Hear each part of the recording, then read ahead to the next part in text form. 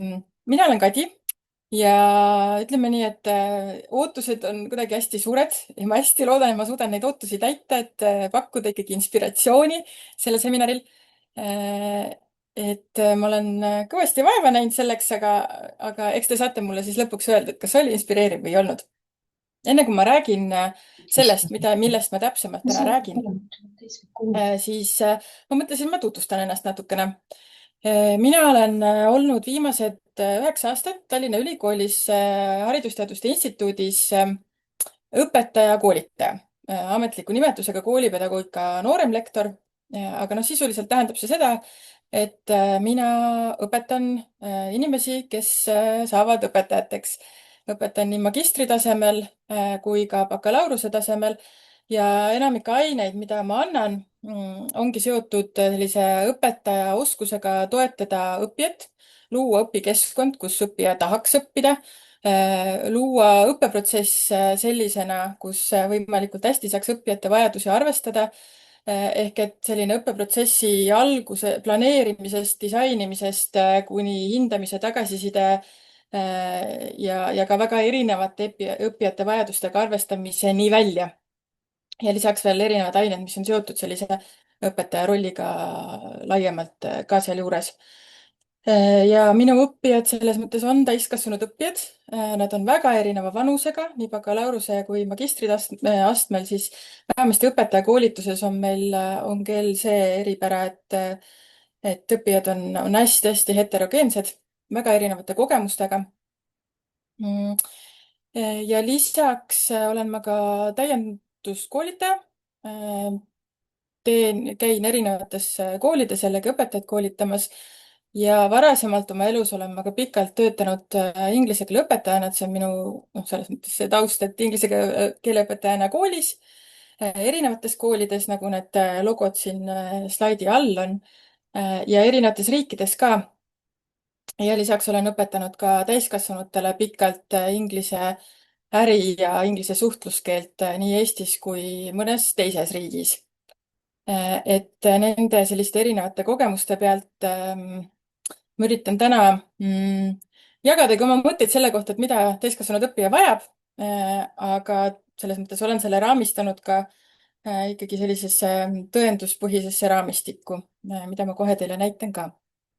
Aga võib-olla natuke need pildid minu erinevatest klassiruumidest annavad ka sellist aimdust, et mis see keskkond on, mis minu jaoks õppejõu ja koolitajana oluline ka on. Ma küll alguses mõtlesin, et koguks ka natukene, näiteks teile mõnda oma või mitte mõnda tudengite tagasisidet, et lihtsalt ilmestada ka seda, et see kõik, mida ma täna räägin, ma päriselt täiesti kahe käega ja täiesti südamest usun sellesse ja rakendan seda igapäevaselt.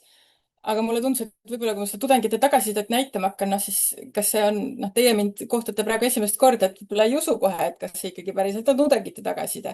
Et ma võin ju vabalt välja ka mõelda, et ühesõnaga seda ma teile ikkagi ei näita. Aga hästi usun ikka kõigesse sellesse, mida ma teiega jagama hakkan. Küsimused, millega me tegeleme täna siin nüüd selle järgneva pooleteise tunnina natukene vähem praegusest, aga selle raames on see, et alustades algusest, et kas täiskasvanud õppija, kes ta on, mis teda iseloomustab tänasel päeval, kas ta on alati motiveeritud või mitte. Natukene võib-olla selline tõmbekas siia algusesse kohe, et eeldus on, et mis see vastus siin tuleb, aga siiski. Lähme sealt edasi, et mida õppija vajab, et see õpikogemus tema jaoks oleks toetav, tulemuslik, tähenduslik ja siis sealt natukene täpsemalt lähme edasi sellesse, et kuidas seda õppeprotsessi üles ehitada päriselt siis psühholoogilisi baasvajadusi arvestades, mis on alus nendele nii-öelda õppija vajadustele. Ja kõige lõppu olen ma planeerinud ikkagi ajaga selleks, et te saaksite küsimusi küsida. Et see koht tuleb. Ja ma väga julgustan siin koos minuga kaasa mõtlema ja ka kaasa arutlema üksteisega, kasutades selleks chati või vestlusakent, et igal hetkel ehk neid kaameraid vahetada või ühesõnaga sellist vestlust, sellist ühist vestlust sõnadega me hakkame looma lõpus, kui ma ütlen, nüüd on see koht, aga et vestlust kirjalike sõnadega võib teha läbivalt kogu selle aja jooksul, kui ma siin natukene plähmerdavalt ja loodetavasti selgelt ka räägin. et ma arvan, et ühelt poolt see inspiratsioon või tähendab mitte ühelt poolt, vaid et ma proovin luua alust ja keskkonda hetkel, kus te inspireeruksite, aga kindlasti väga suur osa sellest inspiratsioonist tuleb teilt endilt ka ja oma kogemuste ja mõtete jagamisest. Küsimusi võib ka hästi julgelt panna kirja endale, kui sul minu jutu käigus need tekivad, et sa ei unustaks neid ära selleks hetkeks, kui meil küsimuste voor käes on ja võib neid ka siia chati kirjutada, aga võib-olla jooksvalt ma kõigele ei suuda niimoodi hoo pealt tähelepanu pöörata. Aga siis me saame need lõpus jällegi ette võtta. Ja kui juhtub nii, et kõige lõpuks ikkagi mõned küsimused ei ole saanud vastuseid, siis ma Heliniga rääkisin läbi, et selle salvestuse lingiga koos ma käin ka chatist pärast veel küsimused üle ja, ja saan mingil viisil mõelda, kuidas ma neile siis vastan, kas ma teen seda siis ka veel videosalvestuse näol või kirjutan, noh, seda me otsustame seda jooksvalt. Aga alustades algusest ja tegelikult päris algusest veel. Siin on mõningad sellised allikad, mille kaudu ma olen tänast seminari üles ehitanud ja raamistanud. Ja panin need kohe siia algusesse, et ma iga slaidi ja iga mõtte juures ei hakka neid viiteid niimoodi sulgudesse kogu aeg panema, vaid pigem toon alguses välja, et nende põhjal selline teoreetiline taust avatud on.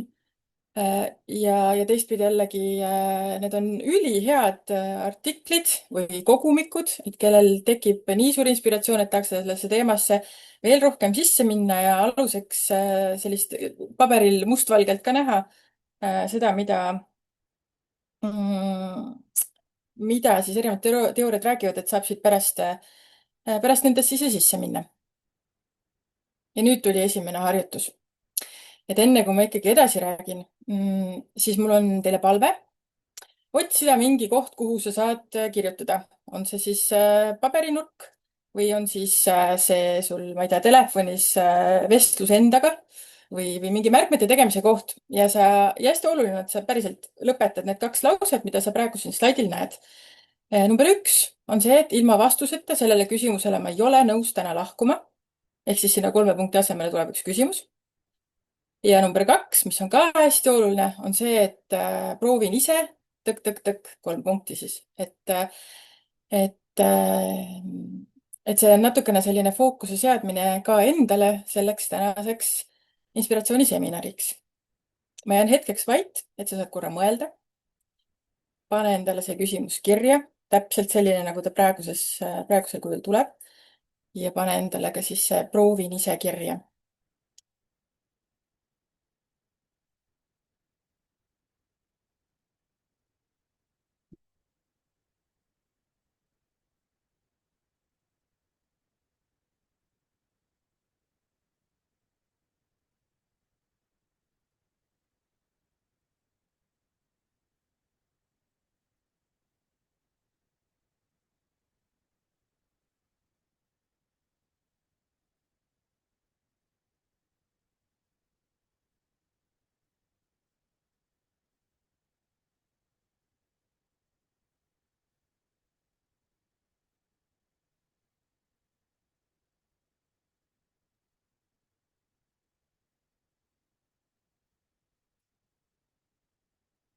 Kes on endale juba küsimuse kirja pannud ja vastuse ka teisele punktile ja tunneb, et tal oleks okei seda teistega jagada, siis sa võid need nüüd chati aknasse kirjutada või vestlusaknasse kirjutada. Et võib-olla see jällegi aitab inspireeruda ka mõnel, kellel äkki ei ole veel oma küsimust kirjas või oma sellist eesmärki endale.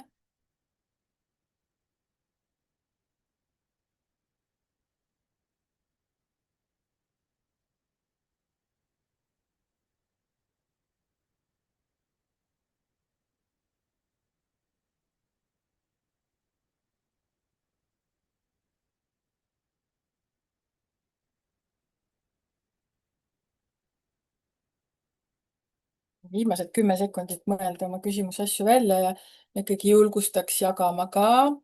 aitäh, Egle! väga tore, tekivad alati ettekande käigus, ei ole nõus, siis no nii peab olema siis. et sa enne siit ära ei lähe, kui kõigil on vastused saadud, mis tekivad. noh, võib-olla me istume siis kauem siin, aga vast ka mitte. aitäh, Xenia!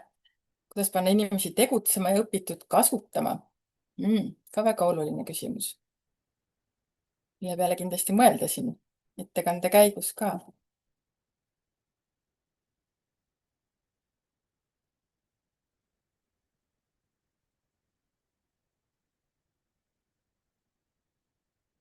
Akselilt ka väga huvitav küsimus, et kas teadlikult eristatakse õppija vajadusi vabaharidusliku ja tööalaste õppijate vajadustest? Mhm.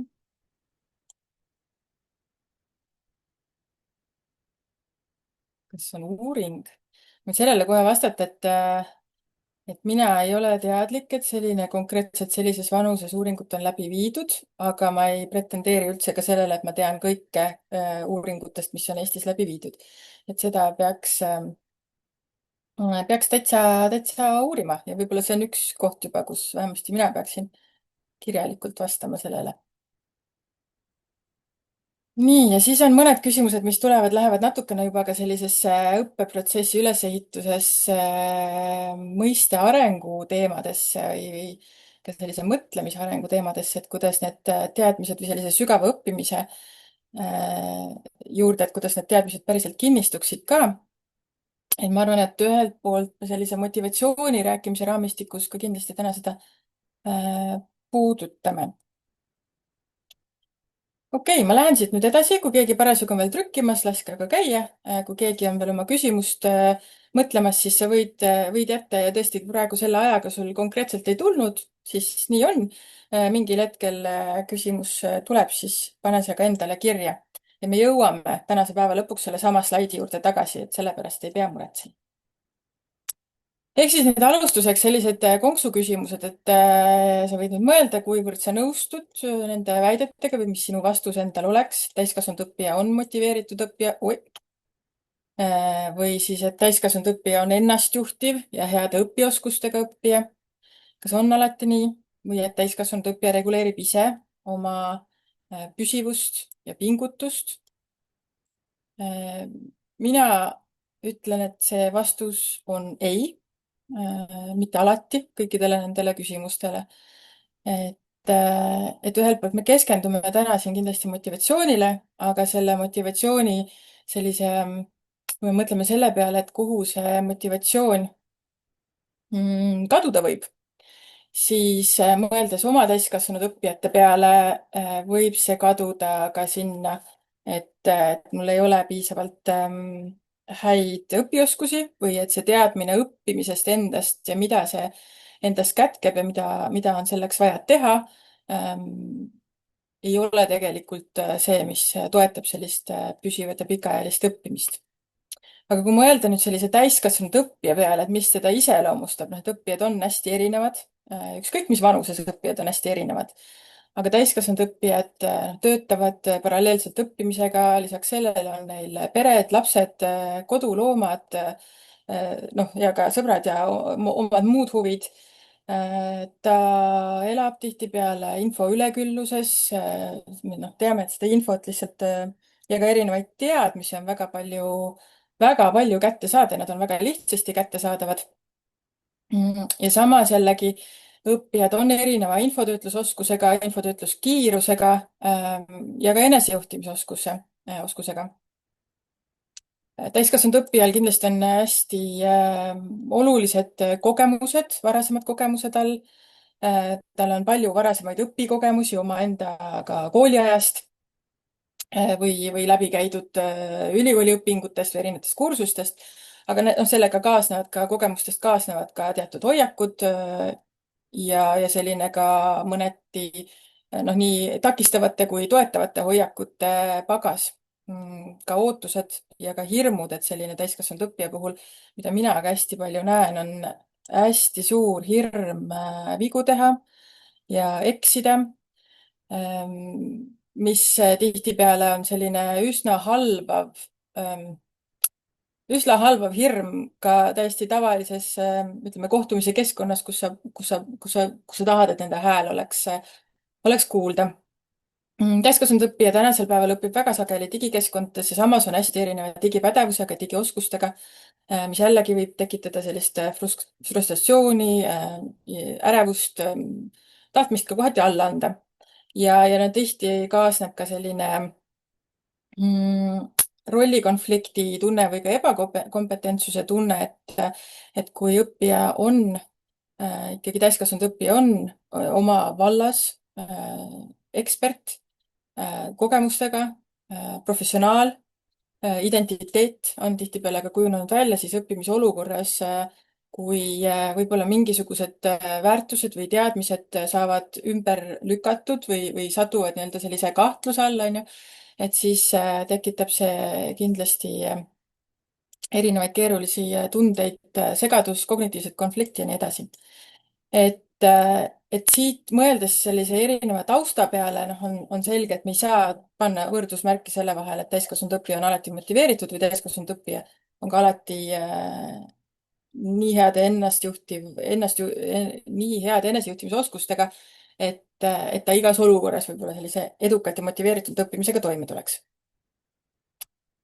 Nüüd, mida siis teha selleks, et õppija motivatsiooni toetada ja mida teha selleks, et või kuidas luua keskkonda, mis toetab õppijate erinevaid vajadusi.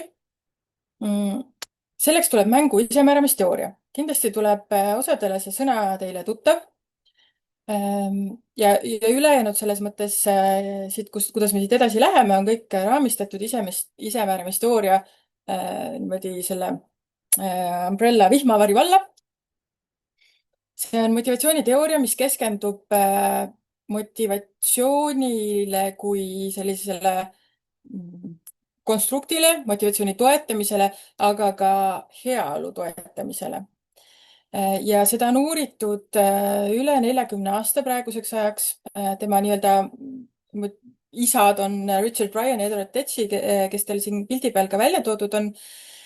Ja selles mõttes, et see on hästi laialdaselt uuritud motivatsiooniteooria väga-väga paljudes valdkondades, väga paljudes vanuserühmades. Ehk et see, mida motivatsioonist isemääramisteooria raamistikus räägitakse, seda on uuritud nii lasteaedades kui ka täiskasvanuõppes, kui töökeskkondades, kui isegi ka selles mõttes kaitseväe, mis on siis kaitseringkondades. Ja spordivaldkonnas, meditsiinivaldkonnas, inseneeria valdkonnas, õpetajahariduse valdkonnas, et on tõesti selles mõttes väga-väga laialdaselt uuritud motivatsiooniteooria ja mis on ka väga äge nende inimeste poolt, kes tegutsevad selle STT ehk siis isemääramisteooria vallas, on see, et on see kodulehekülg, mis ma lingi siia panin ka, kuhu nad koonduvad kõik viited artiklitele, uurimisinstrumentidele, podcastidele, raamatutele, et noh, see on metsik maailm, mis sealt avaneb, kui tahta minna sisse sellesse teooriasse. Ma päris detailselt siia sisse selles mõttes kõigesse ei lähe, aga ma räägin teile lahti, mida nemad on avastanud või mida selle teooria raames on avastatud motivatsioonist ja mis siis teha selleks, et seda motivatsiooni toetada. See on selles mõttes üks isemääramisteooria selline suur panus võib-olla motivatsiooni uurimisse on see, et me ei käsitle nüüd selle raames motivatsiooni sellise mustvalge, mis on kaks ainult binaarsusena, et väline ja sisemine motivatsioon, vaid tänaseks me teame seda, et motivatsioon on oluliselt keerulisem ja me teame ka seda tänu isemääramisteooriale, et ka välise motivatsiooni puhul on motivatsiooni regulatsiooni tüüpe, mis tegelikult on nii-öelda sellised toetavad õppimist ja heaolu ja motivatsiooni toetavad regulatsioonitüübid. Neid regulatsioonitüüpe siin sees on rohkem, aga ma tõin selle suure nii-öelda selle erisuse välja, et isemääramisteooria raamistikus me räägime kontrollitud motivatsioonist ja me räägime autonoomsest motivatsioonist. ja kui te siin all pildi peal näete seda skaalat väline motivatsioon, mis liigub edasi sisemise poole, siis siit tuleb see hästi oluline erisus, mida me tänu isemääramisteooriale nüüd teame, et ka väline motivatsioon võib olla see, mis, nagu ma ütlen, toetab heaolu õppimist ja tegutsemist. Et see ei ole, ei kehti ainult õppimise valdkonnas, vaid üleüldse selle, igatpidi inimeste, kui me räägime seda, et miks inimesed hakkavad mingeid asju tegema.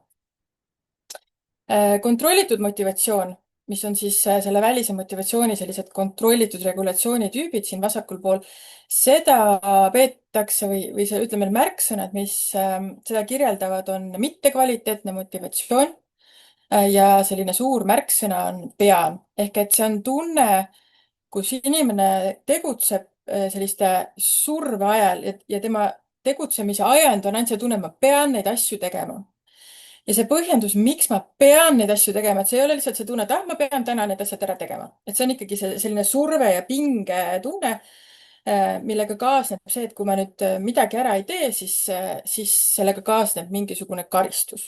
Või et ma pean neid asju tegema selleks, et saada mingisugust kasu või tasu. Et ta on puhtalt selline kiituse ja tasu nimel töötamine või siis ka sellise heakskiidu nimel asjade tegemine. Et kui motivatsiooni puudumine, ütleme täiskasvanud õppijad, kui me mõtleme siin näitele, et mõni osaleja, kes tuleb koolitusele ja noh, ta tegelikult ei osale aruteludes, ei tee ülesandeid väga kaasa. Ja no lõpuks ütleb, et vahet pole, ma ei kasuta neid niikuinii, see on täiesti mõttetu, noh, et selles mõttes siin selles vallas me saame rääkida, et tal ei olnudki motivatsiooni, siis nüüd siin kontrollitud motivatsiooni puhul seda õppijat iseloomustab, noh, näiteks see, et juht ütles, et tuleb koolitusele minna. Ja ma läksin koolitusele, sest juht ütles, et minu jaoks rohkem seal seda ajendit taga ei ole. Või et tulen noh, näiteks õpetajakoolituse, sest mul on vaja saada paber, et tõendada riigile, et mul on olemas paber. Või et kui ma seda paberit ei saa, siis noh, järgneb sellele see, et minu lepingut ei pikendata, on ju, sest ma ei ole kvalifitseeritud õpetaja.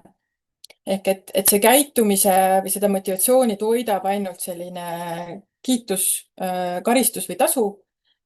Või siis ka see, et kui ma neid asju ei teeks, siis ma tunneksin ennast halvasti.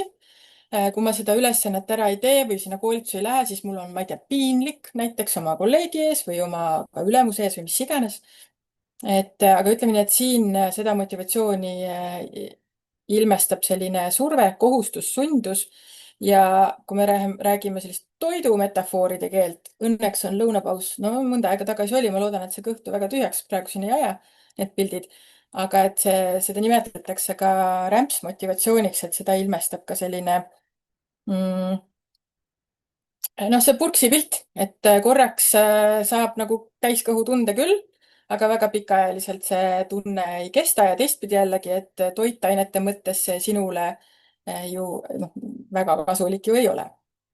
Ja siin kõrval autonoomse motivatsiooni puhul iseloomustab seda motivatsiooni siis tüüpi see tunne, et ma tahan neid asju teha ka, mis ma pean tegema. Ja see pean ei ole enam see rõhuv sundus, et ma pean midagi tegema, vaid pigem on see, et ma mõistan või tähendab, seda iseloomustab siin see mõistmine, et sellel, mida ma õpin või sellel koolitusel on minu jaoks, ma mõistan, miks see on minu jaoks kasulik. Ma mõistan, miks need teadmised on minu jaoks vajalikud.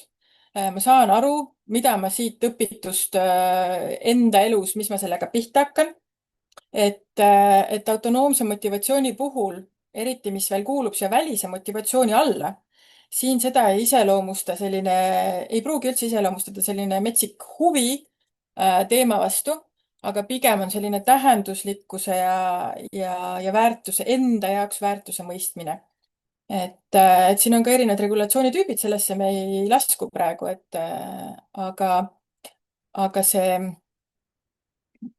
ühesõnaga, et aga see väärtus ja teistpidi ka seda motivatsiooni toimetada, teha, osaleda aktiivselt õppeprotsessis toetab juba ka see protsess ise.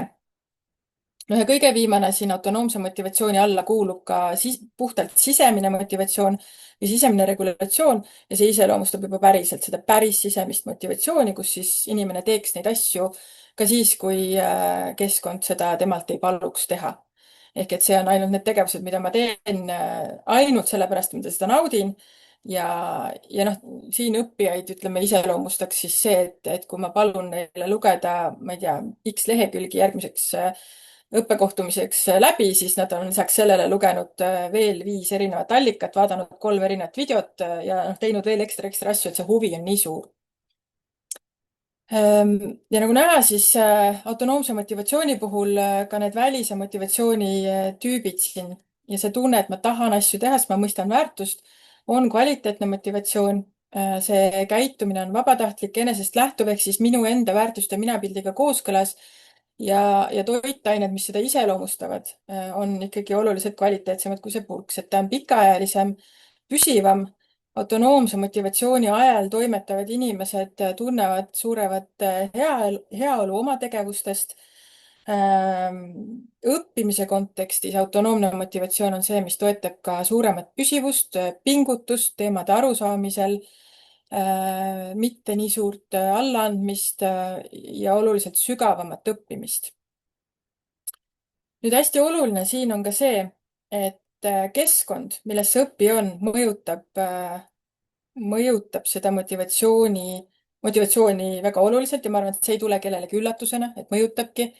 Aga siin selles isemääramisteoorias me räägime ka motivatsioonist kui kontiinumist, mis tähendab seda, et kui ma õppijana võib-olla alustan mingit kursust, ma olen selle valinud oma seesmisest suurest kirest ja huvist lähtuvalt, siis võib olla selles õpiprotsessis ja õpikeskkonnas, mis on loodud, selliseid elemente ülesehituses, mis tegelikult hakkavad liigutama minu seda motivatsiooni siin skaalal sinna punase poole rohkem.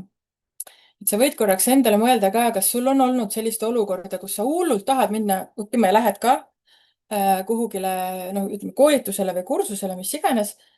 ja siis seal toimub asju, mis kuidagi ei teki sulle enam tunnet, et ma tahaks sinna uuesti minna või et ma tahaks seda tööd, neid ülesandeid teha või aktiivselt kaasa rääkida. Ja mõtle sealjuures ka, et mis see siis seal on olnud selline, mis on seda tunnet tekitanud. Ja me kohe tegelikult edasi räägime sellest, et mis seda tunnet tekitab või kuidas õpikeskkonnas tekitada seda tunnet, mis toetaks siis autonoomset motivatsiooni. Ja vastupidiselt, et kui me neid asju ei tee, siis see võib seda autonoomset motivatsiooni, mis mul võib-olla alguses oli ka olemas, vähendada. Minu enda kogemus, kuna ma olen ka doktorant, kes peab ka täiskasvanuna õppima ja läbima erinevaid kursuseid, siis hästi selgelt üks aine on mul kõige eredamalt meeles, kus ma juba sisse astudes tead, noh, et see on saab olema, väga suured ootused olid ühele õppeainele, mis puudutas kvalitatiivseid uurimismeetodeid. Ja ma tõesti, mind kohutavalt huvitab see. Ma tahan selles olla väga hea, sest et see uurimisviis kõik mind väga huvitab. Ja kui see kursus pihta hakkas, siis kursuse lõpuks tegelikult ei viitsinud ma teha neid, mitte viitsinud. Ütleme nii, et oli päris raske panna ennast pingutama neid erinevaid ülesandeid tegema ja mis seal juhtus, noh, ma räägin nüüd järgmiste sammude jooksul, et mis see siis oli, et miks see niimoodi, ütleme nii, et miks see motivatsioon hästi selgelt langes. Et siin sellel motivatsiooniskaalal võib siis minu tajutud tunne õpikeskkonnast lähtuvalt selgelt liikuda. Ja samamoodi noh, teistpidi, et kui inimene, kes tuleb kontrollitud motivatsiooni ajal, selle surve ajal, et öeldi, et tuleb minna, siis see õpikeskkond läbi teatud sammude saab aidata tal tegelikult tunda rohkem seda tunnet, et ma tahan ka neid asju teha.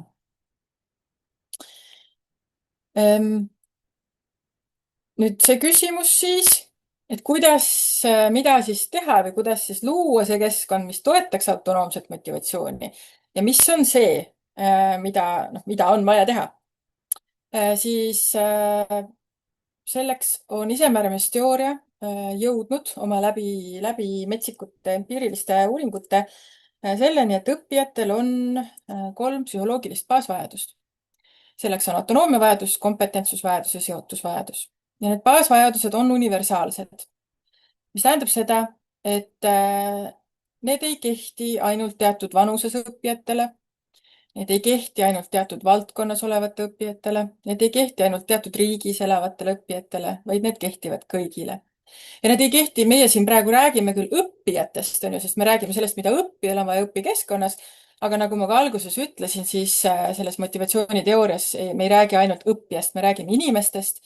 Täpselt samamoodi on igal inimesel, kes töötab kuskil kes töötab oma organisatsioonis, oma ettevõttes, oma töös, täpselt samamoodi soov tajuda, et tema 3 psühholoogilist baasvajadust on toetatud.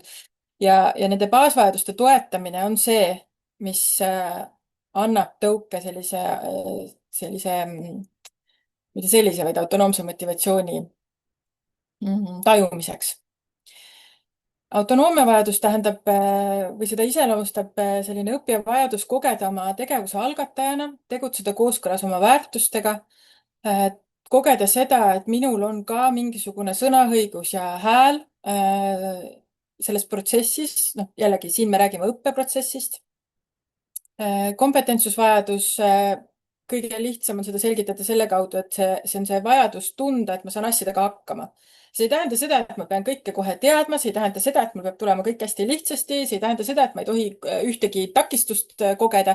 Ei, aga sealjuures on hästi oluline, et kui ma ka neid takistusi ja ebaõnnestumisi kogen, siis mul on see teadmine, et selles õpikeskkonnas on loodud võimalused, mis mind toetavad on ja ikkagi selles mõttes ka see usk, et ma lõpuks saan hakkama. Ja nii autonoomia kui kompetentsusvajaduse all on hulgaliselt erinevaid strateegiaid, mis on õppeprotsessis hästi oluline, millel on oluline tähelepanu pöörata, mis aitavad selle baasvajaduse nii-öelda rahuldatust tajuda ja sinna me jõuame järgmise sammuna. Ja kolmas baasvajadus on siis seotusvajadus, mis jällegi tähendab seda või mida iseloomustab tunne soov kuuluda, soov turvalise õpikeskkonna järele, tunda seda, et ma olen väärtustatud ja tunda ka seda jällegi, et mina kui isiksus on austatud ja minul kui isiksusel on selgelt koht selles õpikeskkonnas, kus ma või õpi või töö või mis iganes keskkonnas, kus ma parasjagu toimetan. Seotusvajadus ei tähenda ka seda, et me peaksime kõik üksteisega metsikult suured sõbrad olema. Ei, aga selgelt, et selline turvalised suhted, kokkulepped, üksteise austamine, et need on need märksõnad siin all.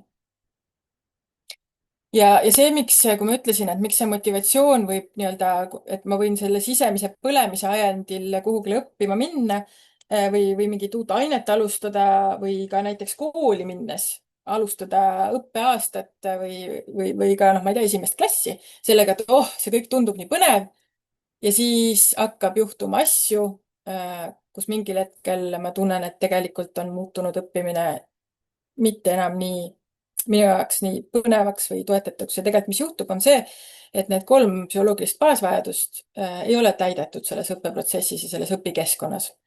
Et ei ole toetatud autonoomiavajadus, seotusvajadus ka ja noh, kompetentsus ka, et need 3 psühholoogilist baasvajadust on tegelikult nagu taburet, 3 jalaga taburet, mitte 4 jalaga.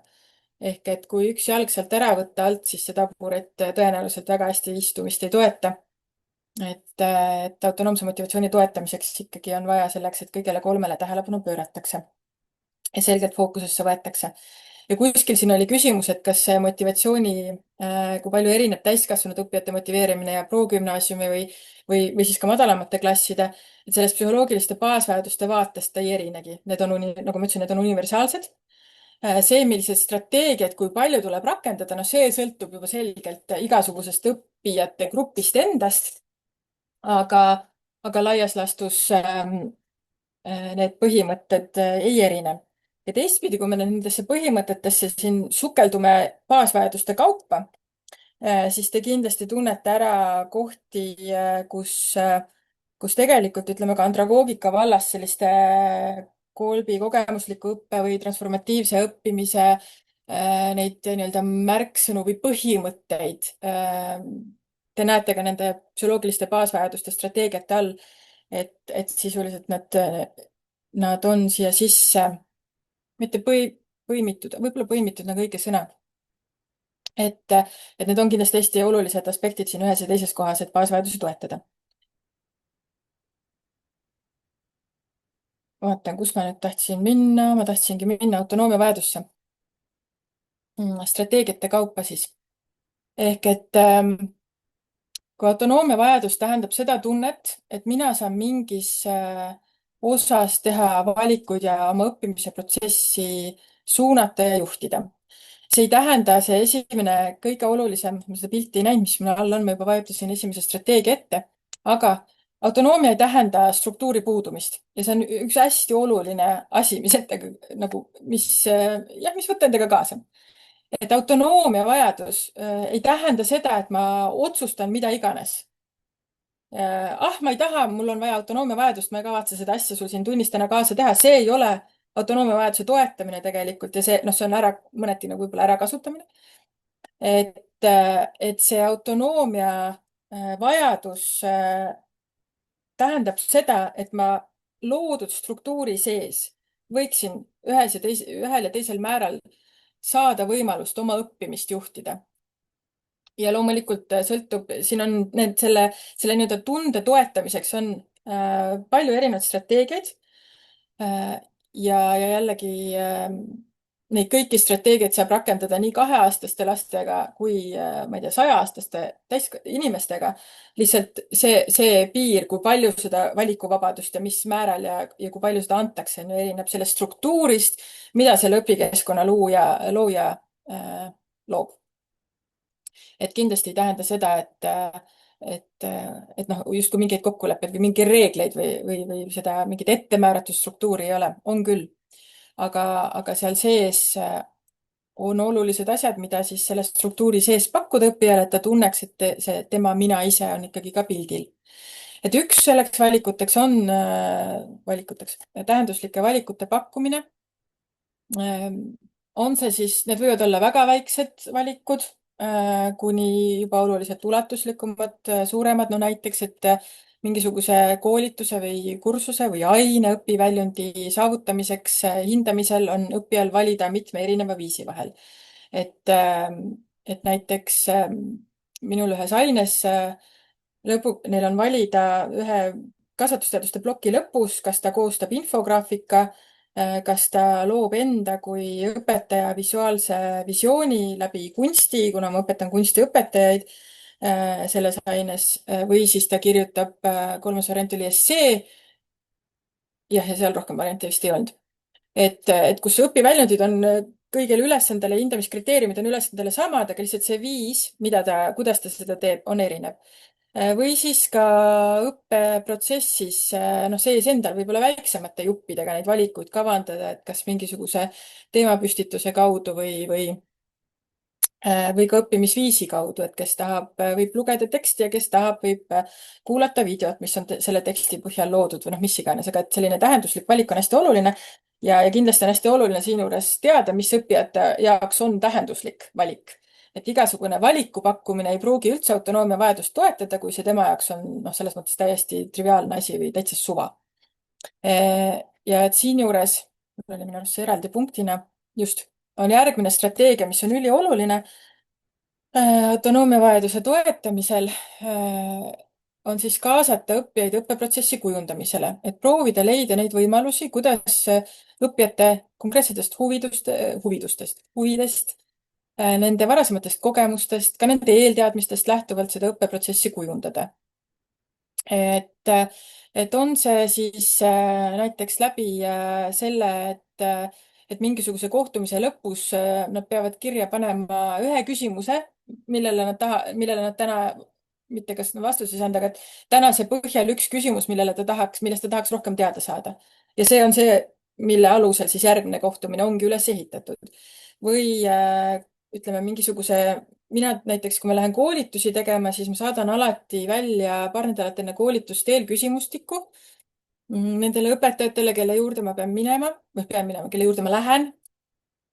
Äh, ühelt poolt, et juba natukene luua ka seda suhet, et sellist esmast kontakti, et tere, ma hakkan tulema teie juurde, nüüd on nendest teemadest hakkame rääkima või need on need õpiväljundid, millega me koolituse käigus tegeleme. Ja seal on hästi oluline ka see, et ma alati panen sinna küsimusi selle kohta, kuidas neile Ähm, meeldib õppida, millised on varasemad õpikogemused, millised on need meetodid, mis võib-olla tekitavad neist natukene ärevust või vastumeelsust, et tegelikult saada ka aru, kes need inimesed on enne seda, kui ma nende jaoks hakkan seda koolitust päriselt lõplikult kavandama. Et sealt pealt juba ka nendest õppijatest lähtuvalt otsuseid teha ja kindlasti hästi oluline on seal ka lasta neil kirja panna seda, et mis selle teema juures neid kõige rohkem kõnetab, mida ta peab kõige olulisemaks, mida ta kõige rohkem tahab teada saada, et jällegi annab hästi palju sisendit, mille pealt seda kohtumist üles ehitada. hoolimata sellest, et mul on tegelikult koolituse õpiväljundid ju enne paigas. et mul on selline raam paigas, nagu ma ütlesin, et see struktuur on minu poolt juba tehtud, aga seal struktuuri sees saab seda suunata selles mõttes seda teekonda ühele või teisele poole. Ja teistpidi jällegi mida ma teen praktiliselt igas nii-öelda loengus, kuigi loeng on halb sõna, ta ei ole nagu loeng, aga ühesõnaga, me ei ole ülikoolis leidnud head sõna, mis me tahaksime oma sellise õppeprotsessile panna. Et hästi tavaline on ikkagi lõpetada just, et mis sul nüüd sellest teemast jäi veel selgusetuks või millest sa tahad rohkem teada saada ja see on juba ette õppekavasid luues, ainekavasid luues sisse kirjutatud, et meil on alati see aeg sellest lähtuvalt õppeprotsessi kujundada ja üles ehitada ja võtta päriselt need õppijate küsimused, sest see oma isikliku kogemuse ja oma isikliku minu, noh, ühelt poolt ka murede, aga ka huvidega seostamine on hästi-hästi oluline. hästi oluline nii väiksematele õppijatele kui ka ülioluline täiskasvanud õppijale. Siis kolmas strateegia autonoomiavajaduse toetamisel on isiklike eesmärkide seadmine õppimisel. Ja jällegi ühelt poolt ütleme suuremate koolitusprogrammide või ka ainekursuste raames kindlasti saab seda teha, võttes sisukamalt ette need õpiväljundid ja proovidagi mõelda, et mis see kõige olulisem ja ka kirja panna minu jaoks siin ikkagi on. Aga ka teistpidi jällegi see õpieesmärk on natuke, mida mina teiega üritasin siin teha, et alguses lasta panna kirja üks küsimus ja teistpidi panna kindlasti kirja ka see proovin ise nii-öelda eesmärk endale. Et see, kui tõhus või see hea õpikogemus õppija jaoks on loomulikult suurel määral või noh, väga suurel ja ei, ma ütlen ikkagi suurel määral sõltub sellest, mida selle õppeprotsessi ülesehitaja ehk õppejõud või koolitaja on loonud, aga teistpidi ka see minu enda panus on ju siin hästi-hästi oluline. Et selline eesmärgistamise fookus ja miks see on oluline ka autonoomia vajadusel on jällegi see püüdlus näha seda, et kuidas see, mida ma siin õpin ja teen ja kogen, kuidas see on seotud minuga, kuidas see on seotud sellega, mis minu jaoks on väärtuslik ja kasulik ja minu elu jaoks ka kasulik. Ja sellesama põhimõttega on järgmine strateegia ka seotud.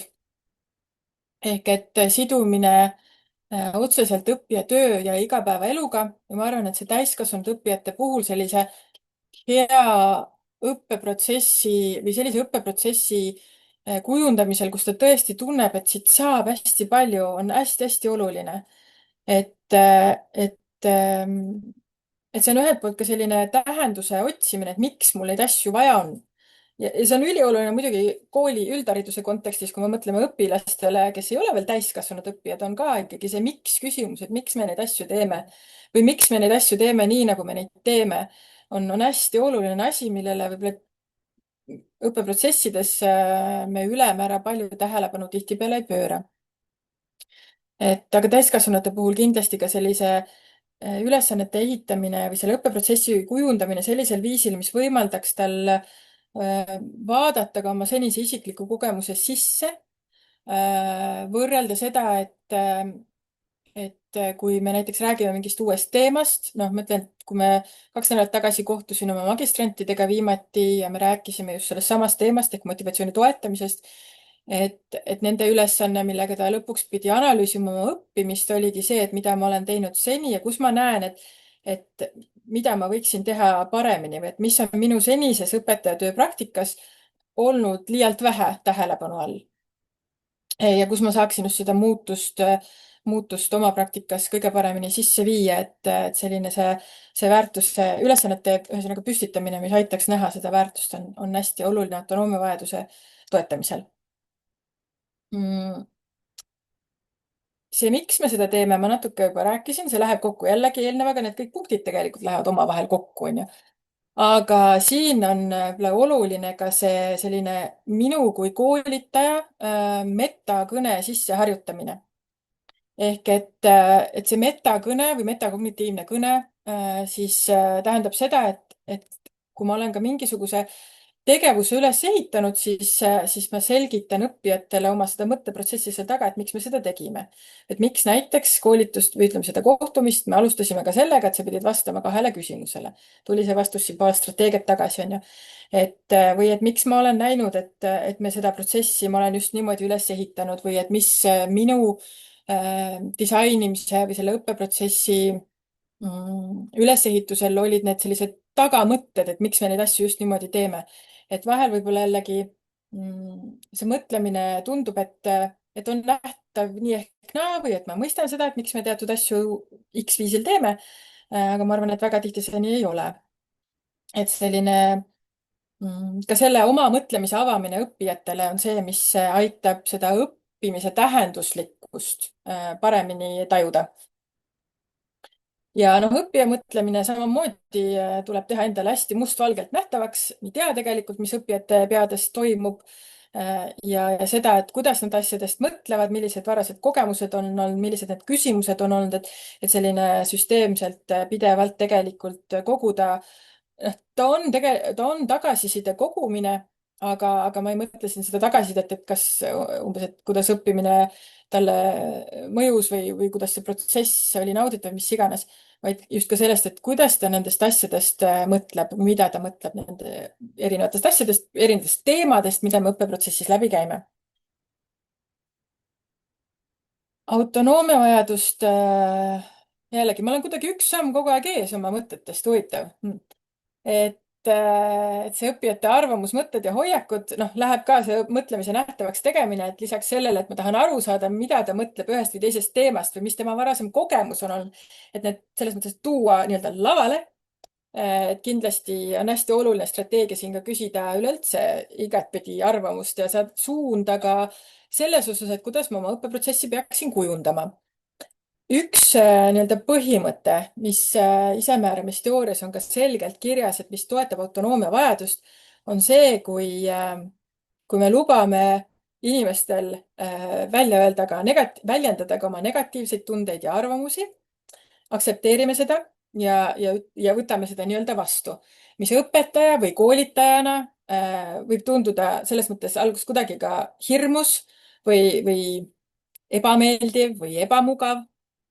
Et kui nad ikkagi nüüd kirjutavad otse sulle, et mida see õpetaja tunnis hästi teeb ja mida ta nii hästi ei tee. Aga jällegi see on, ma arvan, et see on üliväärtuslik strateegia selleks, et seda õpikeskkonda ikkagi kujundada täpselt selliseks nagu need õppijad, kes sul parasjagu on, vajavad ja tahavad. Ja teistpidi võimaldada ka seda kohta, et seda tajumist, et on okei öelda ka, et mingid asjad ei olnud väga hästi.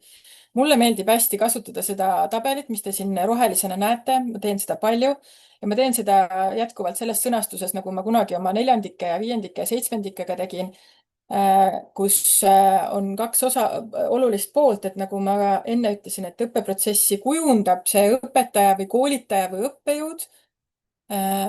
Aga teistpidi jällegi see on dialoog õppijate ja selle disaineri vahel. Ja õppijal endal on ka hästi oluline roll selleks, et ta saaks maksimumi sellest õppeprotsessist. Et kindlasti siin selle tagasiside puhul on oluline tuua ka see enda tasand välja. Ja jällegi see enda tasand ja see minu ise toetab ka autonoomia vajaduse rahuldatust. Et tunnis teen hästi või noh, mis iganes koolitusel, kohtumisel, kuidas seda sõna tahad, seda võib selles mõttes, et muudetagu nii, nagu on vaja. Hästi oluline pool tunnis võiksin paremini teha. Ja siis see õpetaja pool. Et ütleme nii, et see kast õpetaja teeb tunnis hästi, seda on väga tore ja toetav lugeda. Ja ka on hästi oluline lugeda seda, et mitte ka lihtsalt küsida, et mis sinu kogemus täna oli või mis sa tagasisideks tahaksid anda, vaid suunata selgelt tooma välja seda, mis toetaski tema õppimist, on ju, või tundubki, et on, noh, on ägedalt üles ehitatud selle õppejõu poolt või õpetaja poolt. Ja teistpidi, et mida ta võiks tunnis paremini teha, see on see pool, mida võib-olla on natukene hirmus alguses tõesti lugeda ja ennast ära harjutada, aga on see pool, mis on see väärtus jällegi selle keskkonna kujundamisel. Kui ma näiteks viimati oma pakkadega seda tegin, ka pärast meie teist kohtumist, väga hästi joonistus välja jällegi see nende poolt näiteks tunnis võiksin paremini teha, kus 35 on mul neid ühes grupis, jah. 15 kirjutas, et ma võiksin rohkem julgeda küsida ja arvamust avaldada. 15 ja 6 kirjutas, et ma võiksin konspekteerida oma sõnadega, mis ütleme sellise tõhusa õppimise mõttes on suurepärane tulemus või arusaamine, et ma võiksin seda teha. Et selleks, et me tegelikult sellest õppimisest oleks mul võimalikult palju kasu, tulebki asju kirjutada oma sõnadega ümber ja taibata ära see koht, kus ma kirjutan, ütleme, slaidilt võib-olla ka osalt natuke mehaaniliselt, et seal tekib hästi lihtsalt selline õppimise illusioon või võib tekkida, mitte alati ei teki. aga et see oma sõnadega või juba läbi oma mingisuguse mõttesähvatusega koos üleskirjutamine on oluliselt väärtuslik. Ja teine asi, mul on väga hea meel, et mul praegu tuli kommentaar, on minu see suur probleem, mida ma sain just ka nendelt pakkadelt tagasisideks siia sellesse paremasse lahtrisse, et õpetaja võiks paremini teha, on see, et rääkida aeglasemalt. Ja ma nüüd üritan sellele hästi keskenduda ka. Et see on minu suur puudujääk, et ma lähen hoogu ja ma räägin väga kiiresti ja mul on 100 mõtet ja noh, siis nii läheb, aga ma nüüd üritan keskenduda. Ja jällegi ka nende õppijate puhul, noh, see on nii oluline, et ma seda kuulen, sest et tõenäoliselt, kui ma ei oleks ka seda praegu kuulnud, kuigi ma oma mõttega ilmselt oleks võib-olla tähelepanu suutnud pöörata, et ahah, rääkisin pakkadest, jõudsin sinna, aga ikkagi, kui ma praegu seda tagasisidet ei saaks, ma laseks samamoodi edasi. Aga oluline ka see, et lihtsalt küsimisest ei ole kasu selleks, et autonoomia vajadust toetada või õppija tunnet, et autonoomia vajadus on toetatud, vaid see õppija peab nägema, et see, mida ta ütles, seda päriselt kasutatakse. Ja seal on ka oluline ka just see väljatoomine, et ahah, ma lugesin neid kommentaare, mis teie ütlesite, kuidas me siin edasi koos seda õppekeskkonda kujundame, just ka sellest, mis tagasisidest välja tuli. Et see on hästi-hästi oluline selleks, et õppija ikkagi tajuks, et okei, toetatud. Või noh, et autonoomia vajadus on toetatud. Siis üks strateegia veel on mitmekesiste õppimisviiside tegevuste kasutamine, erineval viisil õppeprotsessi ülesehitamine, sellepärast, et õppijate eelistused on erinevad, õppijate ka selline harjumus, kuidas harjumused või ikkagi ka eelistused, et kuidas nad tajuvad, et nemad infot paremini omandavad ja sünteesivad, on hästi erinev. Et selleks ikkagi peab see õpikeskkond olema väga mitmekesiselt üles ehitatud, et on seal nii koos kui üksi või siis ka seda, et me loeme ja kirjutame või vaatame videosid või noh, ja nii edasi. Et aktiivõppe meetodid tulevad siin ka väga abiks. Ja näiteks, mida ma olen ka nüüd ise katsetanud, noh, tänapäevases maailmas, kus meil on AI lahendusi, tuleb sisse uksest ja aknast, siis siin see üks pilt, siin see heliülevaade video, mis mul siin paremal on pandud, Notebook LM on minu arust hullult äge abivahend selleks, et ma ka ühte materjali saaksin mitmekesistada erinevatele õppijatele. Ehk et näiteks, kui mul on mõeldud õppematerjaline 2-leheküljeline tekst, siis selle Notebook LM-iga sai väga edukalt teha sellest video, söötes oma materjal sisse või näiteks selle teabegraafik ehk infograafik, mis visuaalselt kujundab sedasama sisu, mis mul seal kirjalikult on, et jällegi pakkuda neid erinevaid võimalusi õppijatele infot töödelda. Ja see video, täiega soovitan proovida ja mängida sellega. See on hullult äge. see, kuidas need videod tekivad, see mees, kes mul seal rääkis videos, räägib natuke veidra häälega, ta on natuke sihuke, kuidagi sihuke, kui te proovite, siis te saate aru, mis ma mõtlen selle liigutuse all, mis ma praegu teen. see on nagu natuke veider, aga sisu oli nagu suurepäraselt räägitud läbi see, mis mul seal lugemistekstis nagu see tuum oligi.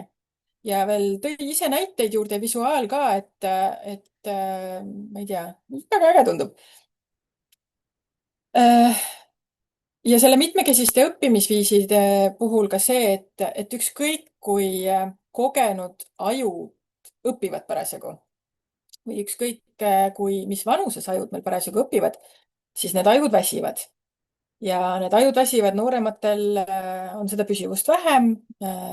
Vanuse kasvades me suudame ennast reguleerida natukene paremini, aga seda infot ei suuda tegelikult väga pikalt ilma sellise vahetuseta keegi vastu võtta. mis natukene läheb vastuollu tänase inspiratsiooniseminariga, sest et ma hullult tulistan siin infot ja võib-olla juba on tunne, et enam ei suuda.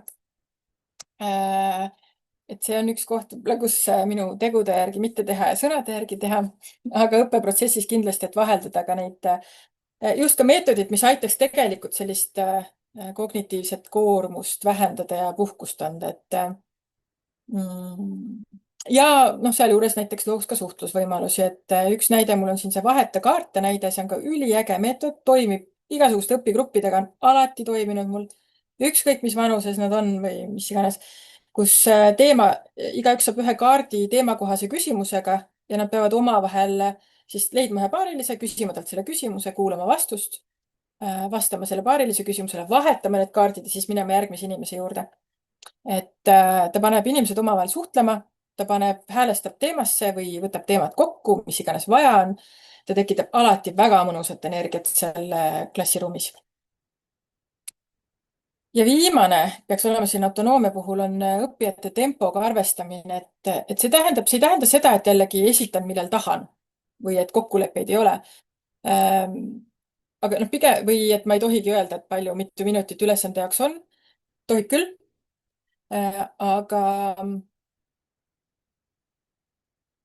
Aga pigem see just see, et tähtajad võiks õppijatega koos kokku leppida mingites piirides, kasvõi et kui ma ütlen, et ma ei tea, selleks nädalaks 6.–10. aprill mul on vaja, et te need tööd ära teete, aga noh, ega mina ju ei tea, kas mul sellel grupil sobiks tähtaeg rohkem esmaspäeva või rohkem reedesse. Või kui ma näen ka, et ikkagi mina olen planeerinud 25 minutit üheks ülesandeks ja noh, nad kõik väga pusivad, siis tuleb olla paindlik, et see paindlikkus on hästi oluline ja see paindlikkuse läbipaistvalt paindlik olemine on see, mis toetab autonoomia vajadust. Nüüd vahepeal ma nägin Marja kommentaari nende ai materjalide osas. Ma olen täiesti nõus, et tuleb ettevaatlik olla ja tulebki alati ettevaatlik olla.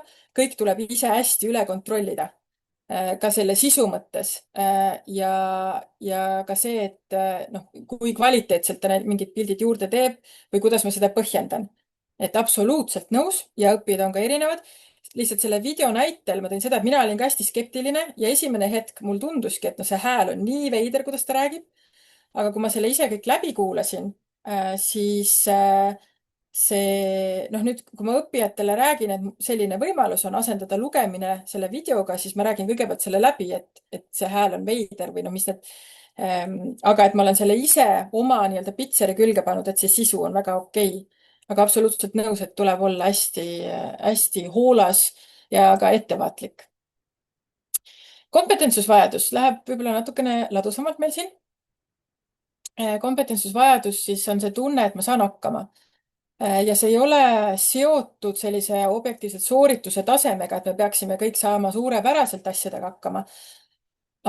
Või et ma ei tohi saada, ütleme, ma ei tea, kehva hinnet või kehva tagasisidet. Ei, vaid pigem selle tundega, et ma näen, et sellel minu tegevusel, pingutusel ma näen seda arengut endas ja see keskkond võimaldab mul seda arengut ka näha. Ja siin on hästi oluline see, et õppestruktuur või õppeprotsessi struktuur on tehtud läbipaistvaks. Ehk et need õpiväljundid on õppijatega läbi räägitud, need on sellises keeles, et nad saavad sellest aru. see, mis see koolituse plaan täpselt on algusest peale teada ja läbipaistev. seal sees võivad olla kohad, kus ongi kirjas, et me lepime selle koos õppijatega kokku, et mingisugused tingimused on alguses lahtjad, sest need luuakse üheskoos. Kindlasti äärmiselt oluline on hindamisel see, et hindamiskriteeriumid on läbipaistvad, läbi räägitud, eksisteerivad, õppijatele selged. Kompetentsusvajadust toetab tegelikult ka see, kui esimene samm on ikkagi õppija üleüldse hindab ennast ise. Ja minu puhul, kui ma alguses ütlesin, rääkisin sellest ühest ainest, mida ma kohutavalt ootasin ja mul oli nii suur huvi, mis ära rikkus, oli see, et meil olid teatud nõuded, mida tuli täita. Me ei saanud tagasisidet selles õppeprotsessis ja lõpuks selliseid hinnatavaid tegevusi, mis seal tuli paar tükki teha, oli üks ettekanne ja oli lõpuks ühe intervjuu analüüs. Ma ei saanud, ma selles mõttes kobasin pimeduses, et minu kui õppija jaoks ei olnud selge, kuidas see õppejõud hindab seda, ehk hindamiskriteeriumid ei olnud. Lõpuks tuli hinne, sain selle kursusest B selle ja kirjeldus juures, et oleks võinud sisukamalt teha analüüsi.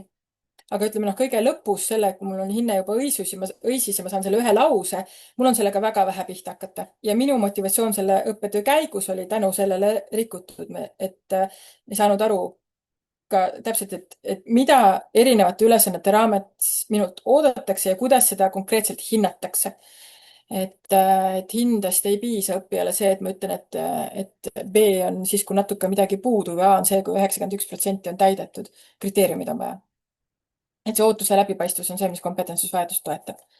Väljakutse pool kindlasti, et kui asjad lähevad liiga üle pea keeruliseks, siis see ei toeta kompetentsusvajadust, vaid lõhub seda.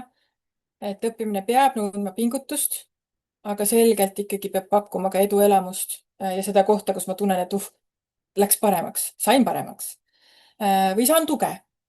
Et kindlasti on õppeprotsessi või keskkonna kavandamisel vaja mõelda ka selline, et millised võivad olla need erinevad vajadused õppijatel, mida ma pean rohkem toetama. Ja hästi suur tugi, ma arvasin, ma jõuan tagasisidesse, aga hästi suur tugi on süsteemne protsessi jooksul antav tagasiside. Kompetentsusvajadus toetab ka õppeprotsessi samm-sammuline nähtavaks tegemine. See, kui me alguses alustame eelteadmiste või varasemate kogemuste kaardistamisest, ehk see selline mõtlemise lauda toomine, millest me juba rääkisime, mina rääkisin autonoomia vajaduse all. Ka õppeprotsessi lõpus õppimise mõtestatus, see kokkuvõtmise pool, et mida ma siis siit praegu sain, kuidas see suhestub minuga, mis osas ma tunnen ennast enesekindlalt, mis teema osas, mis osas ma tunnen, et ma vajan veel, ma ei tea, harjutamist näiteks või veel sisendit. Et siin sellised küsimused ja vastused on need digivahendite kaudu või ma ei tea, väljapääsupiletite kaudu või siis või erinevate meetodite kaudu, vahet pole, et need on need, mis aitavad seda minu kui õppija õppimise protsessi ka nähtavaks teha. Ja kompetentsusvajadus toetab see, et õppeprotsessid algavad eesmärgistamise, meenutamisega ja sellise sisseelamisega ja kindlasti lõppevad kokkuvõtmisega ka. Metakognitiivsed mõtlemispausid on ka, mis teevad sellist õppimise protsessi nähtavaks ja teistpidi aitavad ka võib-olla natukene tempot maha võtta korraks. Ja need metakognitiivsed mõtlemispaus, mina kasutan näiteks seda Getast, mis te siin all paremal näete. Et kus teatud ajavahemiku tagant on meil 2 minuti meenutamise paus, kus ta peab panema siis kirja sellest plokist, mis me parasjagu oli 2 minuti jooksul, kõik, mis tal meelde jäi, lihtsalt vabakäeliselt. Ja jällegi, et ta saab natuke tagasi mõelda, sealt pealt saab küsimusi üles ehitada ja päeva lõpuks või teema lõpuks või kursuse lõpuks ja Getas uuesti ette võtta ja jällegi sealt pealt analüüsida oma õppimist, mõtlemist ja muutust ja nii edasi. Vot nüüd jõudsin tagasisideni. Et tagasisidest te räägite siin täpsemalt, ma sellele selles mõttes ei peatu siin, aga see on ülioluline. Ja selline see tagasiside, või edasiside isegi on ka termin, mida kasutatakse, et mis loob selge seose ka õppija pingutuse edenemise vahel ja ja, ja seda õppeprotsessis peab õppija saama tagasisidet palju. Ta ei pea seda alati saama õppejõult või koolitajalt, ta võib saada seda ka kaaslaselt või endalt. Jällegi tulevad abiks hindamiskriteeriumid siin, mille abil panna õppijaid ennast hindama. aga, aga kindlasti see ka väikeste sammukeste kaudu, mida keerulisem on nii-öelda asi, mida õppijad harjutavad, seda rohkem ta seda sellist toetuste suunda peab saama selleks, et tema kompetentsusvajadus oleks rahuldatud. Enesehindamisest rääkisin ka, et kindlasti seda toetada. Ja noh, õppijate puhul ka see vigade tegemise koht, et täiskasvanud õppijate puhul minu kogemus ütleb, et metsikult kardetakse vigu teha. Mina koolitan ka õpetajaid, kes mulle tundub, et veel rohkem kardavad vigu teha, sest õpetajad ei tee kunagi vigu, on ju. Noh, tegelikult teevad ja väga tore on, kui õppejõud või koolitaja teeb mingisuguseid vigu ja saab tunnistada, et jah, vot praegu läks valesti või ma praegu ei tea või et ma praegu rääkisingi liiga kiiresti ja tegelikult see teid ei toeta. Et luua ka jällegi seda keskkonda, kus on okei. Seda on võib-olla selline lihtne on öelda, et julgustage. Keerulisem on seda mõelda välja, et kuidas ma seda ikkagi päriselt teen. Mina teen seda niimoodi, et ma lasengi, meil on iga teema juures, nad peavad gruppides alguses pusima ülesannete või erinevate harjutuste ja juhtumianalüüside kallal. Ja nad saavad pärast ühelt poolt seda sellist teoreetilist sisendit, mille kaudu ta saab analüüsida oma seda senist tegevust. Ehk et ta tegelikult, noh, eos on sisse kirjutatud, et ta teeb vigu. Aga noh, selles mõttes, et see turvalisus tekib sealt juurest see, et ta saab selle materjali, mille pealt ta seda viga pärast analüüsib, enda kätte, saab seda teha ise oma kaaslastega. Ja siis järgmise sammuna saab ta tagasisidet minult.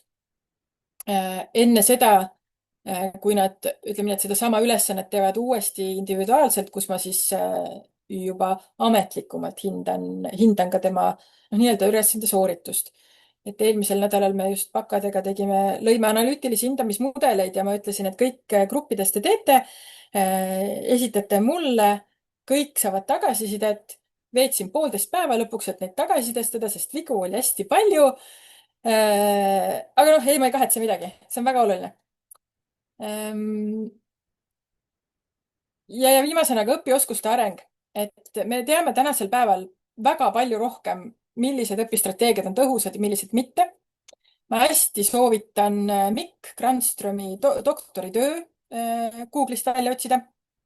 Ta uuris küll õpistrateegiaid, Eesti õpetajate teadlikkust õpistrateegiatest, aga selles mõttes, et seal on ka väga hea ülevaade sellest, millised õpistrateegiad toetavad sügavamat õppimist, on mõistlikumad, on tõhusamad ja millised mitte. Et see pool on seal ilusti välja toodud omaenda, või tähendab omaenda eesti keeles. Et see, kuidas need taustad on erinevad, et see, kuidas mõni õppija 30 aastat tagasi oli harjunud õppima, ei ole see, mis tegelikult tema õppimist tänasel päeval meie teadmiste pinnalt kõige paremini toetab. Et kindlasti on oluline analüüsida ka seda, et kuidas ma õpin, mis strateegiat kasutada, olla teadlik sellest, mis mind paremini toetab. Nii ja viimasena siis seotusvajadus, mis on tegelikult kõige alus. Et see selline õppimine on alati sotsiaalne protsess, ei toimu kuskil isolatsioonis, see toimub gruppides, kui me tuleme gruppidena kokku. Ja seal on vaja tegeleda sellega, et need inimesed tunneksid ennast turvaliselt selles grupis.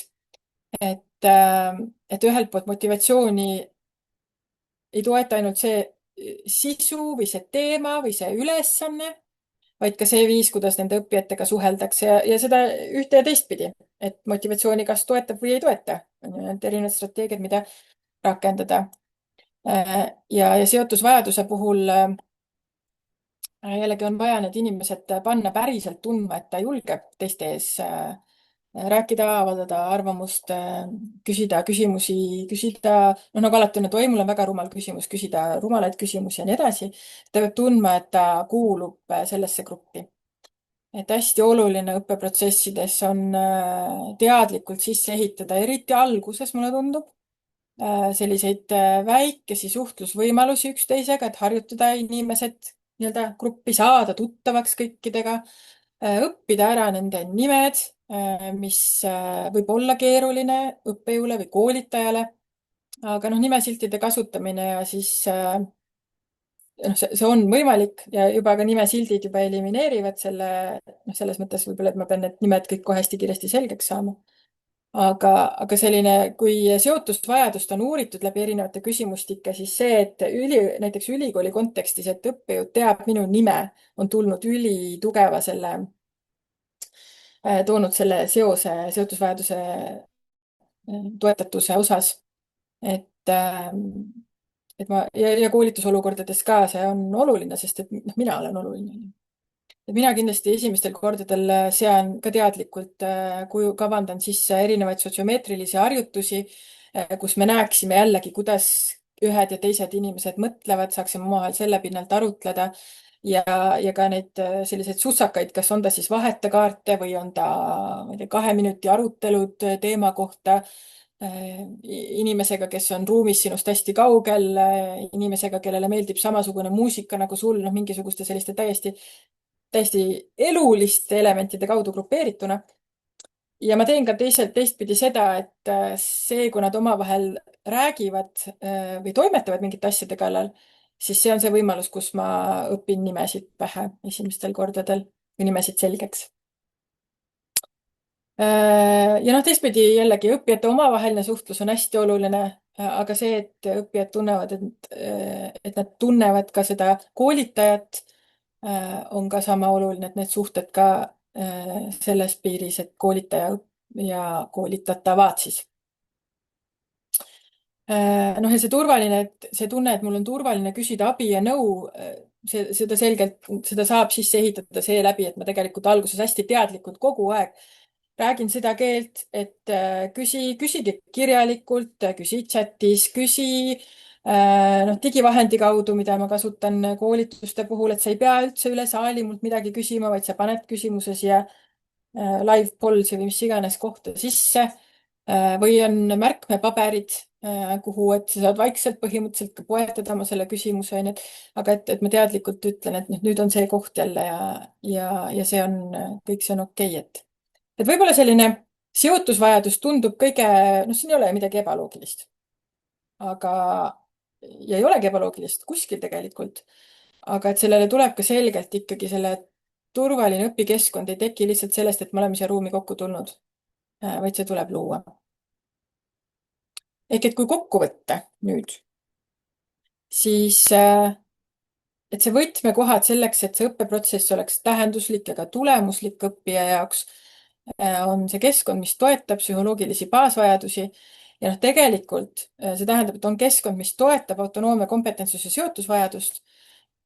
Õppeprotsess, mis ei ole nii tähenduslik ja tulemuslik, on see, kus need baasvajadused on jäänud tähelepanuta või siis neid eiratakse või rakendatakse strateegiaid, mis neid absoluutselt ei toeta, vaid pärsivad, et sellised ütleme, väga jäigad struktuurid, väga jäigad põhimõtted, kus ei ole läbirääkimisruumi, õppija, õppija mitte kaasamine ka õppeprotsessi ülesehitamisse ja kujundamisse ja nii edasi. Ja need teised kolm põhimõtet, mis mulle tundus, et ikkagi on hästi oluline siia veel välja tuua, noh, tegelikult lähevad sinna nende baasvajaduste alla. Aga võib-olla nad on ikkagi nii olulised, et nad on eraldi ka sealt alt praegu siia slaidile tõstetud. On see selge struktuuri loomine. Ja noh, sealjuures ma ei väsi rõhutamast läbipaistvat hindamist ja tagasisidestamist, süsteemselt selle tegemist, sisse planeerimist, kus hetkedel, kuidas mu õppija võiks saada võimalikult palju tagasisidet. Ja noh, sealjuures kindlasti ka see, et ma ei mõtle ainult ise selle peale, et ma ei ole ainus, kes siin tagasisidestab. See tähendusloome täiskasvanud õppijate puhul ülioluline, igas vanuses õppija puhul ka väga oluline, et kus see ikkagi seos minu enda eluga on, väärtus minu praktika jaoks, minu töö jaoks, see sügav arusaamine ka sellest teemast ja tegelikult metakognitiivne teadlikkus ka sellest, et kus võib-olla kuidas ma õppisin, mida ma selleks tegin, mida ma veel pean tegema, mida ma veel ei tea, kus on veel arenguruumi, et noh, selline see on see, mis loob keskkonna, mis toetab õppimist ja tahet õppida. ja noh, professionaalne kasv samamoodi jällegi, et see refleksioon selgelt on hästi oluline vahend õppija mõtestatud õppimise toetamiseks. Igas vanuses õppija on võimeline reflekteerima ja on võimeline seda tegema järjest paremini, kui teda nii teha. Kui teda selles mõttes talle need võimalused luua ja teda sundida seda tegema ja ma ei mõtle sundimist üldse nagu sunnime kõiki halvas mõttes, aga nagu hästi positiivselt ja hellalt ja mõtestatult. aga noh, et kui me seda ei tee, siis ta ei saa, ei ilmtingimata ta ei loo seda linki enda eluga, lihtsalt ei loo. Ja hästi oluline viimane põhimõte. Minu tudengid alati küsivad, nii kui ma motist räägin, küsivad pärast. Aga ma ühe korra proovisin, see ei toimi. See ei tööta. Nagu ühest korras, jah, see ei tööta. Sest et nende strateegiate rakendamine, see nende baasvajaduste toetamine, see ei ole isegi lihtsalt mitte maraton, vaid see on ultramaraton või see, mis see kõige hullem see on, need rammumehed, jõumehed, no see, jah, ma ei tea, Elin noogutab, aga noh, ühesõnaga saate aru küll, et see on väga pikaajaline protsess. Et esimesel hetkel mõni strateegia, midagi sa rakendad, kohe läheb mõne grupiga ka kuidagi nagu noh, kõik läheb lahinal, onju. ja mõningatel juhtudel ikkagi ma seda kasu võib-olla ei näe tükk aega. ja aga see Mari-Liis kirjutas triatlon, tegelikult see on veel ultratriatlon või hüper, super, ultra Ironman triatlon, ma ei tea, mingi väga õudne võistlus mis tundub väga suur üleelamine et noh, see on tegelikult, see teekond nõuab kannatlikkust, see teekond nõuab järjekindlust, see teekond nõuab süsteemsust ja eelkõige nõuab usku sellesse, et nendest on kasu selle õpikeskkonna loomisel, mis päriselt õppija motivatsiooni toetab. Aga kiiret kasu ma absoluutselt ei pruugi näha. Et mina usaldan ja mina oma praktikas näen, et need põhimõtted, mis tihtipeale nõuavad minult väga palju aega, aga jätkuvalt see on nii oluline ja ma päriselt ei kahetse mitte midagi. Aga tihti on ka õpigruppe või koolitusgruppe, kus ma punnitan 2 aastat ja ma ei ole ikka päris kindel, et ma sain need endaga kaasa. et ju siis ikkagi oleks rohkem vaja aega, et kuidagi saada täpselt aru see, et mis see nende jaoks kõige parem, see selline kõige paremad viisid on. Et seda, et korra midagi ei töötanud, siis ühesõnaga ma olen välja öelnud, et see ei loe, sest noh, nii on. Vot, jõudsin monoloogi lõpuni. Ma hästi loodan, te võite mulle kirjutada, kas ma suutsin tempot võtta madalamaks, ma hullult üritasin. Päris kindel ei ole, vahepeal võib-olla läks jälle lappama. Aga nüüd on see koht, meil on veel natuke aega. Ma võtan kohe suutsin, jess. Ekraani jagamise maha, et 10 minutit on meil siin ametlikku aega veel, et sa võiksid vaadata nüüd eestkätt sellele peale, mis sa alguses kirjutasid. Et ilma selleta ei ole nõus lahkuma. Ja kui sa nüüd ei saanud seda, siis on veel see võimalus praegu siin seda küsida ja saada oma vastus kätte. Ja teistpidi jällegi, kui sul on mingi väga konkreetne küsimus, mida sa ei taha võib-olla siin praegu tõstatada, aga ikkagi vastust tahaks, sa võid ka panna sinna chati, sest nagu ma ütlesin, et ma käin pärast kogu selle chati logi, Helin annab mulle selle chati logi, jah? Käin selle üle ja vaatan need küsimused üle, et mis siin vastuseid ei saanud, siis ma need vastused sinna otsin. Nii et lava on nüüd lõpuks teie, vahelduseks teie.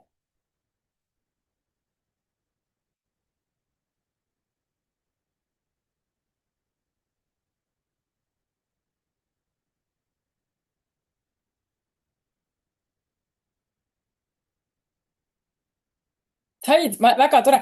Mari-Liis kirjutas, et inspiratsiooni sai küll. Ma mõtlesin, ma kohe küsin jätkuküsimused seni, kuni te siin mõtlete, et kas teil küsimusi on või ei ole või kas küsin või ei küsi või noh. Et kas nagu inspiratsiooni siis saite või ei saanud? Või natuke või palju? Mõtteainet ma loodan. Suurepärane. Väga hea. Mari-Liis, ma ei tea, kas on vaja ideid magistritööks, kas see on nagu küsimus mulle või, või see oli lihtsalt sihuke, et on vaja. ma võin pakkuda ka, aga noh, võib-olla siis peaks nagu täpsemalt rääkima sellest, et mis sind huvitab. ai, või said mõtteid natuke, said. minu täielik kireteema on motivatsioon, minu doktoritöö selline kontekst on ka motivatsiooni toetamine, seesama isemääramisteooria, et ma küll uurin seda, kuidas toetada õpetaja oskust märgata klassiruumi olukordi ja tõlgendada neid, aga kõik läbi motivatsiooni, nii-öelda läbi motivatsiooni toetamise siis. et ma arvan, ma võiks tegelikult ilmselt tundide viisi rääkida sellest, kui noh, ikka kõik, isegi, ma ei tea, see on nii oluline. see on minu jaoks väga tähtis. jah, jah.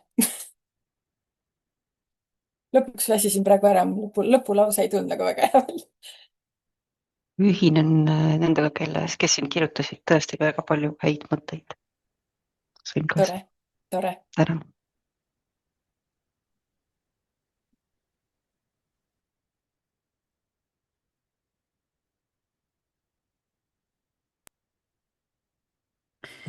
ma, mul küsimust ei ole, aga ma mõtlesin, et kas see suuse spordiala, see mingi hüroks või mingi asi, mida praegu räägitakse hästi palju, et kus sul on nagu need mingid, jooksed seal 24 tundi ja siis sa teed mingit muud asja mingi mitmeid tunde, et väga ulmeline, mingi sõpruskonnaga käiakse tegemas neid.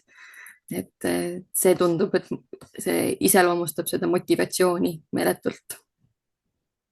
jah. see on müstika, kuidas keegi suudab Müstika. selliseid asju teha. aga noh. nii, aga mulle tundub, et kuidagi ei tule vist väga küsimusi, et ma ei tea, kas ma tõesti suutsin vastata. väga tore, kui ma seda suutsin. natuke aega on veel ikkagi aega, võib sinna veel kirja panna, onju. ma arvan, me vist võime ja samas me võime siis tõmmata joone alla, et võite kasutada seda 5 lisaminutit ja ma ei tea, nautida seda, et te saite 5 minutit varem lahti. näiteks. mis ka õppijatele tihtipeale hästi meeldib. et aitäh minu poolt, mul on hea meel, kui ma sain teile mõtteid ja inspiratsiooni pakkuda.